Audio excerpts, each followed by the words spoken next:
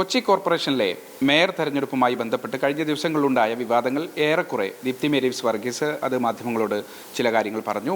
DCCയും അതോടൊപ്പം തന്നെ കോൺഗ്രസ് നേതൃത്വവും ചില കാര്യങ്ങൾ പറഞ്ഞു. ഇപ്പോൾ ദീപ്തി മേരീസ് വർഗീസ് നമുക്കൊപ്പം ചേരുകയാണ്. ഏറെക്കുറെ ദീപ്തിക്ക് പറയാനുള്ളത് കുറേ കാര്യങ്ങൾ പറഞ്ഞു, നേതൃത്വവും കുറേ കാര്യങ്ങൾ പറഞ്ഞു. പ്രശ്നങ്ങൾ ഏറെക്കുറെ മഞ്ഞുരുകിയെന്ന് മനസ്സിലാക്കാവോ? അല്ല, മഞ്ഞുരുകാൻ മാത്രം പ്രശ്നങ്ങളൊന്നും ഉണ്ടായിട്ടില്ലല്ലോ. പ്രശ്നങ്ങളൊന്നും ഉണ്ടാക്കിയിട്ടുമില്ല, ഞാനൊന്നും പറഞ്ഞിട്ടുമില്ല. അങ്ങനെ മഞ്ഞുരുകാനുള്ള പ്രശ്നമൊന്നും കോൺഗ്രസ്സിലില്ല. പിന്നെ ഒരു കാര്യം ഡിസൈഡ് ചെയ്യുമ്പോൾ അതിൻ്റെ അകത്ത് ഉള്ള ചർച്ചകളും അഭിപ്രായങ്ങളും അഭിപ്രായ പ്രകടനങ്ങളും ഒക്കെ ഉണ്ടാവുമല്ലോ, സ്വാഭാവികമായിട്ടുണ്ടാവുന്നു. അത് മാത്രമേ ഉണ്ടായിട്ടുള്ളൂ.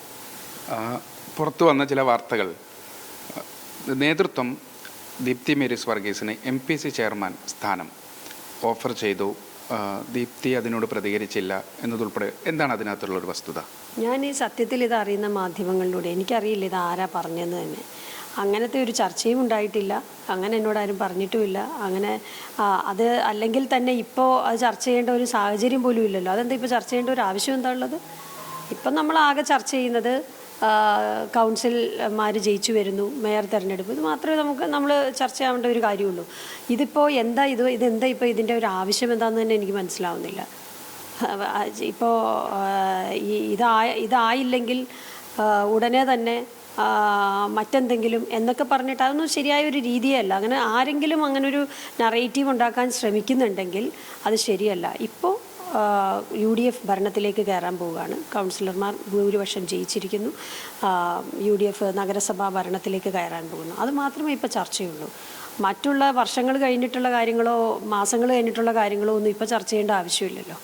മറ്റൊരു കാര്യം, ഇന്നലെ KC വേണുഗോപാലായാലും മാത്യു കുഴൽനാടൻ ഉൾപ്പെടെയുള്ള ആളുകൾ KSU കാലം മുതൽ ദീപ്തി മേരീസ് വർഗീസ് സജീവ രാഷ്ട്രീയത്തിൽ നിലനിൽക്കുന്നതും ദീപ്തിക്ക് അർഹതയുള്ളൊരു സ്ഥാനത്തെ പറ്റിയൊക്കെ വളരെ സമഗ്രമായ ചർച്ചകളുണ്ടായി. ദീപ്തി മേരീസ് വർഗീസ് എന്ന് പറയുന്ന ഒരു കോൺഗ്രസിൻ്റെ പ്രധാനപ്പെട്ട ചുമതലയിരിക്കുന്ന ഒരു വ്യക്തിക്ക് ഇത് അർഹിച്ച ഒരു അംഗീകാരമായിരുന്നില്ല, അല്ലെങ്കിൽ അത് നൽകേണ്ടിയിരുന്നായിരുന്നില്ലേ? അല്ല, എന്നോട് അതിൻ്റെ അകത്ത് ഏറ്റവും പ്രധാനപ്പെട്ട ഈ തെരഞ്ഞെടുപ്പിന് ചുക്കാൻ വഹിക്കുന്ന വ്യക്തിയുടെ നിർദ്ദേശപ്രകാരവും അദ്ദേഹത്തിൻ്റെ ഉള്ള കമ്മ്യൂണിക്കേഷൻ്റെ ഒരു അടിസ്ഥാനത്തിലൊക്കെയാണ് ഞാനിതിൽ നിൽക്കാൻ തീരുമാനിച്ചതും മുമ്പോട്ട് പോയതും. അതിൻ്റെ സജീവമായിട്ട് ജയിക്കാനുള്ള എല്ലാ ശ്രമങ്ങളും, UDF ജയിക്കാനുള്ള എല്ലാ ശ്രമങ്ങളിലേക്കും എൻ്റെ പങ്ക് ഞാൻ അവിടെ ചെയ്തത്. ചുമതലയുള്ള ആളെന്ന് പറയുമ്പോൾ പ്രതിപക്ഷ നേതാവ് തീർച്ചയായിട്ടും. പിന്നെ പ്രതിപക്ഷ നേതാവിൻ്റെ ഒരു കൺസെൻ്റ് ഇല്ലാതെ KPCC ജനറൽ സെക്രട്ടറി മത്സരിക്കാൻ തന്നെത്താനെ തീരുമാനമെടുത്ത് അങ്ങനെയൊന്നും വരില്ലല്ലോ. അത് കൂടിയാലോചിച്ച് തന്നെയായിരുന്നു.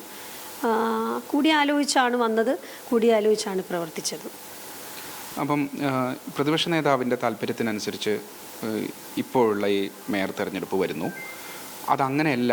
KC വേണുഗോപാൽ ഉൾപ്പെടെയുള്ള ആളുകൾ, അജയ് തറയിൽ ഉൾപ്പെടെയുള്ള ആളുകൾ, അത് ഏകപക്ഷീയമായൊരു തീരുമാനം, ആ ഒരു തരത്തിലുള്ള പ്രതിപക്ഷ നേതാവിനെതിരെയുള്ളൊരു നീക്കം ഇതിനകത്ത് നടന്നു, അല്ലെങ്കിൽ അതാണ് ഈ തർക്കത്തിന് കാരണം എന്ന് മനസ്സിലാക്കാൻ പറ്റുമോ? ഒരു ക്ലാരിറ്റിക്ക് അങ്ങനെയൊന്നും ഒരു പ്രശ്നവുമില്ല. അങ്ങനെ ഇവിടെ 4-5 തട്ടിലായിട്ടൊന്നും അല്ല ആളുകൾ നിൽക്കുന്നത്.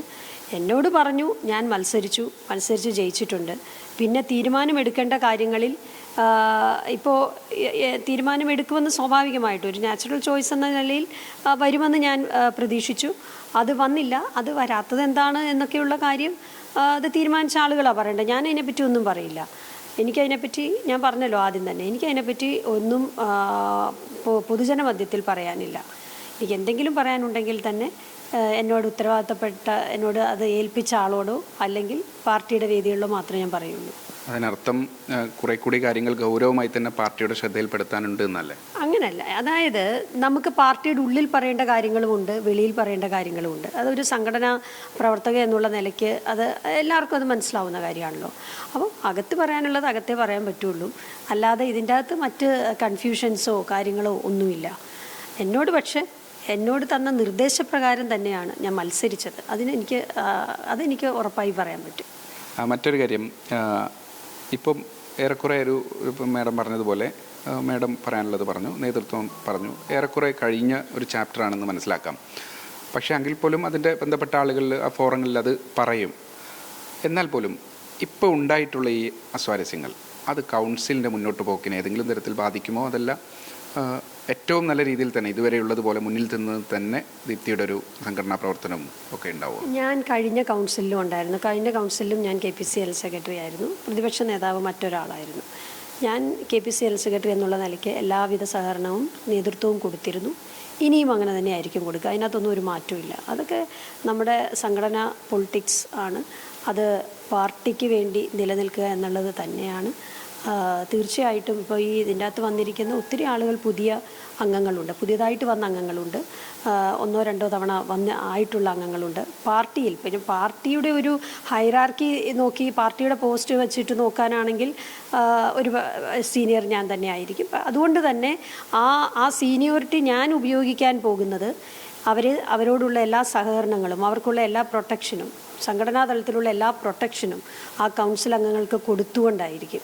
അല്ലാതെ KPCL സെക്രട്ടറിക്ക് ഒരിക്കലും മാറി നിൽക്കേണ്ട ഒരു സാഹചര്യമില്ല. ഞാൻ എൻ്റെ ഉത്തരവാദിത്തം എന്താണെന്ന് പൂർണ്ണ ബോധ്യമുള്ള ഒരാളാണ്. മേയർക്കും എൻ്റെ കൂടെയുള്ള സഹപ്രവർത്തകർക്കും KPCCയുടെ തലത്തിലുള്ള എല്ലാ പിന്തുണയും ഞാൻ കൊടുക്കും.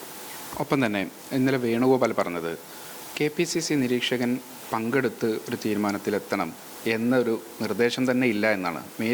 ദീപ്തി മേരി വർഗീസ് പറഞ്ഞത് അത് അങ്ങനെയല്ല, KPCCയുടെ കൂടി സാന്നിധ്യത്തിൽ വേണം, അല്ലെങ്കിൽ നിരീക്ഷകൻ്റെ സാന്നിധ്യത്തിൽ വേണം എന്നാണ്. അതിനകത്തൊരു ക്ലാരിറ്റി ഉണ്ടോ? അങ്ങനെയല്ല ഞാൻ പറഞ്ഞത്. KPCCയുടെ നിർദ്ദേശങ്ങളുണ്ടായിരുന്നു. ആ നിർദ്ദേശങ്ങളിൽ തർക്കമുണ്ടായാൽ ഒന്നിലധികം പേര് വന്നാൽ എന്ത് ചെയ്യണമെന്നുള്ള മാർഗരേഖയുണ്ടായിരുന്നു. ആ മാർഗരേഖകൾ പാലിച്ചില്ല എന്നേ ഞാൻ പറഞ്ഞുള്ളൂ.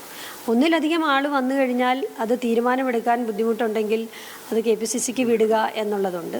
അല്ല എന്നുണ്ടെങ്കിൽ ചാർജുള്ള അതിൻ്റെ ആ സർക്കുലർ എടുത്ത് നോക്കിയാൽ അറിയാമല്ലോ, ചാർജുള്ള ആൾ വന്ന് വേണം അതിൻ്റെ ഒരു അഭിപ്രായ രൂപീകരണമൊക്കെ നടത്താൻ.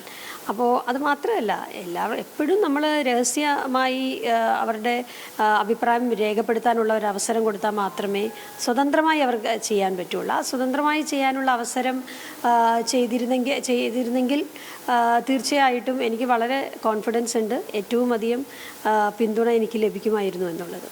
ഇപ്പം നിലവിൽ ഈ കൗൺസിൽ അംഗങ്ങളുടെ ആകത്തുക കണക്കെടുത്താൽ ദീപ്തി പറയുന്നത് അനുസരിച്ച് വളരെ പ്രബല വിഭാഗം ദീപ്തിയെ തിരഞ്ഞെടുക്കുമായിരുന്നു എന്നാണ്. അത് പക്ഷെ നടന്നിട്ടില്ല. ആ ഒരു പരിഭവം ബന്ധപ്പെട്ട ആളുകളെ അറിയിച്ചു. അങ്ങനെ ഞാൻ പറഞ്ഞത് ഇത്രയേ ഉള്ളൂ, വളരെ ക്ലിയറാണ്. ഇതിൻ്റെ അകത്ത് സ്വതന്ത്രമായി ഒപ്പീനിയൻ കൊടുക്കുന്ന ഒരു സാഹചര്യം ഉണ്ടായില്ല എന്നുള്ളതാണ്. അതുണ്ടാകേണ്ടതായിരുന്നു. പിന്നെ ഏറ്റവും അധികം അപ്പം KPCCയുടെ മാർഗരേഖ നോക്കിയാൽ ഏറ്റവും അധികം വോട്ട് കിട്ടുന്ന ആൾ, ഇപ്പം ഞാൻ ഇത് ഒരു സമ്മതിക്കുന്നു. ഇപ്പോൾ അവരിരുന്ന് പറയുന്ന കണക്കുകൾ, കണക്കിപ്പോഴും സത്യത്തിൽ എനിക്കറിയില്ല, കണക്ക് ഞാൻ കണ്ടിട്ടുമില്ല. ആ കണക്കുകൾ ശരിയാണെങ്കിൽ ആ കണക്ക് പ്രകാരം ഷൈനി മാത്യു ആണ് ഏറ്റവും അധികം വോട്ട് കിട്ടിയത്. അവരാണ് 5 വർഷക്കാലം മേയറാവേണ്ടത്. ടൈ വന്നാൽ മാത്രമാണ് ടേം ഫിക്സ് ചെയ്യാൻ പാടുള്ളൂ. അത് വളരെ കൃത്യമായിട്ട് അതിൻ്റെ അകത്ത് പറയുന്നുണ്ട്. അപ്പോൾ ടേം ഫിക്സ് ചെയ്യണമെങ്കിൽ ടൈ വരണം. ടൈ ഇവിടെ വന്നിട്ടില്ല. പക്ഷേ ഏറ്റവും കുറവ് വോട്ട് കിട്ടിയ ആൾ ഇപ്പോൾ ആദ്യഘട്ടത്തിൽ മേയറാകുന്നു. ഏറ്റവും അധികം വോട്ട് കിട്ടിയ ആൾ അവർക്ക് 5 വർഷം കൊടുക്കേണ്ടതിന് പകരം 2.5 വർഷമാണ് കൊടുത്തിരിക്കുന്നത്. അത്തരം കാര്യങ്ങളിൽ മാത്രമാണ് ഞാൻ പറഞ്ഞിട്ടുള്ളത്. അതൊക്കെ KPCCയുടെ മാർഗരേഖയായിരുന്നു. അത് എന്തുകൊണ്ടാണ് എന്നുള്ളത് അത് തീരുമാനിച്ച ആളുകൾ അത് ആലോചിക്കട്ടെ. അതിനിപ്പോൾ ഉള്ള നേതൃത്വം ആലോചിക്കട്ടെ എന്താണെന്നുള്ളത്. ഇനിയിപ്പം പ്രധാനപ്പെട്ട ചുമതലകൾ ഏൽപ്പിച്ചാൽ ദീപ്തിയുടെ ഒരു പ്രതികരണം എങ്ങനെയായിരിക്കും? അത് സ്വീകരിക്കുമോ? എന്ത് പ്രധാനപ്പെട്ട ചുമതലകൾ എന്ന് പറയുമ്പോൾ MPCയുടെ കാര്യം ചർച്ചയിലുണ്ടെന്നാണ് കേൾക്കുന്നത്, അറിയില്ല. പക്ഷേ എനിക്കറിയില്ല സത്യത്തിൽ ഇത് ആരാണ് ഇങ്ങനെ ഒരു നറേറ്റീവ് ഉണ്ടാക്കി മാധ്യമങ്ങൾക്ക് കൊടുത്തതെന്ന് എനിക്കറിയില്ല. എന്നോട് ആരും പറഞ്ഞിട്ടില്ല. അങ്ങനെ ഒരു ചർച്ചയ്ക്കുള്ള സാഹചര്യം പോലും ഇപ്പോൾ ഇല്ല. അത് എത്ര മാസങ്ങൾക്ക് ശേഷം സംഭവിക്കേണ്ട ഏതോ ഒരു കാര്യം അത് ഇപ്പോഴെങ്ങനെയാണ് ആലോചിക്കാൻ പറ്റുക? അങ്ങനെ ഒരു ആലോചിക്കേണ്ട കാര്യം എന്തിരിക്കുന്നു? അത് എന്തിനാണത് ആലോചിക്കേണ്ട കാര്യം എന്താണ്? അത് ആരാണോ ഇങ്ങനൊരു നറേറ്റീവ് പടച്ചു വിട്ടത് അവർ പറയട്ടെ. ഇങ്ങനെ ഇപ്പോൾ ഒരു നറേറ്റീവ് ഈ സമയത്ത് ഇങ്ങനൊരു കാര്യം പറയുന്നതിൻ്റെ ഗൂഢാലോചന എന്താണ് എന്ന് എനിക്കറിയില്ല. നിയമസഭാ തെരഞ്ഞെടുപ്പൊക്കെ വരാൻ പോവുകയാണ്. അപ്പോൾ ആ ഒരു ഘട്ടത്തിൽ ഏതെങ്കിലും ചുമതലയ്ക്ക് വരാൻ അങ്ങനെ മാറുമോ? അല്ല, അതെനിക്കറിയില്ല. നമ്മളിപ്പോൾ അതൊന്നും ആലോചിക്കേണ്ട കാര്യമില്ലല്ലോ. നമ്മൾ പിന്നെ സത്യപ്രതിജ്ഞ ചെയ്ത് UDF അധികാരത്തിൽ വരാൻ പോവുകയാണ് കൊച്ചി നഗരസഭയിൽ. ഞാനത് മാത്രമേ ചിന്തിക്കുന്നുള്ളൂ. ഞാൻ അതിനപ്പുറമായിട്ടുള്ള ഒരു കാര്യവും ചിന്തിക്കുന്നില്ല. ഒറ്റ കാര്യം കൂടി ലാസ്റ്റ്. DCC അധ്യക്ഷൻ തന്നെ പറഞ്ഞത് 1.5 വർഷമായി പ്രവർത്തകർ ഉണ്ടാക്കിയെടുത്ത അവരുടെ ഒരു പ്രയത്നമുണ്ട്. അതിൻ്റെ ശോഭ കെടുത്തുന്ന, അവരുടെ മനോവീര്യം കെടുത്തുന്ന തരത്തിൽ ഒരു പരസ്യ പ്രസ്താവനയും ഉണ്ടാക്കരുതെന്ന് ആ ദീപ്തിയെ ലക്ഷ്യം വെച്ചുകൊണ്ടുള്ളതാണ്. അല്ല, അത് അദ്ദേഹം അങ്ങനെ പറയുന്നവരെ ലക്ഷ്യം വെച്ചുകൊണ്ടാണ് പറഞ്ഞിരിക്കുന്നത്. ഞാനും അത് തന്നെയാണ് പറഞ്ഞിരിക്കുന്നത്. ഞാനും ഷിയാസും ഒക്കെ ഒരേ അഭിപ്രായമാണ് അതിൻ്റെ അകത്ത് പറഞ്ഞിരിക്കുന്നത്. ഒരു കാരണവശാലും ഇതിൻ്റെ ശോഭ കെടുത്തുന്ന രീതിയിലുള്ള പ്രവർത്തനങ്ങൾ ആരുടെ ഭാഗത്തുനിന്നും ഉണ്ടാവരുത്. അത് DCC പ്രസിഡൻ്റെ ഭാഗത്തുനിന്നും ഉണ്ടാവരുത്, മറ്റേതെങ്കിലും ഭാരവാഹികളുടെ ഭാഗത്തുനിന്നും ഉണ്ടാകരുത്. ഞാൻ KPC ജനറൽ സെക്രട്ടറി എന്ന നിലയിൽ പറയുന്നു, UDF വലിയ വിജയം ലഭിച്ചിരിക്കുകയാണ്. ആ വലിയ വിജയത്തെ കെടുത്തുന്ന രീതിയിലുള്ള ഒന്നും തന്നെ ഉണ്ടാവാൻ പാടില്ല. ഇപ്പോൾ എന്നോട് എത്രയോ വട്ടം എത്രയോ മാധ്യമങ്ങൾ ചോദിക്കുന്നു, ഞാനൊന്നും പറഞ്ഞിട്ടില്ലല്ലോ. എനിക്കെതിരായി വന്ന ചില കാര്യങ്ങൾ ചോദിച്ചപ്പോൾ മാത്രമാണ് ഞാൻ മറുപടി പറഞ്ഞിട്ടുള്ളത്.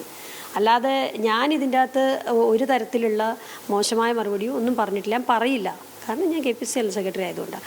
ഷിയാസ് ഉൾപ്പെടെയുള്ള എല്ലാ ആളുകളും ശ്രദ്ധിക്കേണ്ട ഒരു കാര്യം, താങ്കൾ ഷിയാസിൻ്റെ പേര് എടുത്തു പറഞ്ഞതുകൊണ്ട് മാത്രം ഞാൻ പറയുകയാണ്, ഒരാളും പാർട്ടിയുടെ ശോഭ കെടുത്തുന്ന രീതിയിലുള്ള ഒരു പ്രവർത്തനം പുറത്തായാലും അകത്തായാലും നടത്താൻ പാടില്ല. വളരെ കൃത്യമാണ് ദീപ്തി മേരീസ് വർഗീസ് പ്രതികരിക്കുന്നത്. അതിനകത്ത് പാർട്ടിയുടെ ഒരു കൂട്ടായ പ്രവർത്തനത്തിന് വേണ്ടി കഴിഞ്ഞ കാലങ്ങളിൽ ഉണ്ടായതുപോലെ തന്നെ സജീവമായി തന്നെ അവരുടെ എല്ലാ പിന്തുണയും ദീപ്തി മേരീസ് വർഗീസ് പറയുകയാണ്. ഒപ്പം തന്നെ MPCയുടെ കാര്യം, MPC അധ്യക്ഷ സ്ഥാനത്തിൻ്റെ കാര്യം ഇപ്പോൾ ഈ സമയത്ത് ചർച്ചയാക്കേണ്ട ഒരു കാര്യമേ ഇല്ല എന്നുകൂടി അവർ ഇതിനിടയിൽ പങ്കുവെക്കുകയാണ്. ക്യാമറ പേഴ്സൺ സച്ചിൻ സജിക്കൊപ്പം അഹമ്മദ് മുജ്തബ, മീഡിയ 1 കൊച്ചി.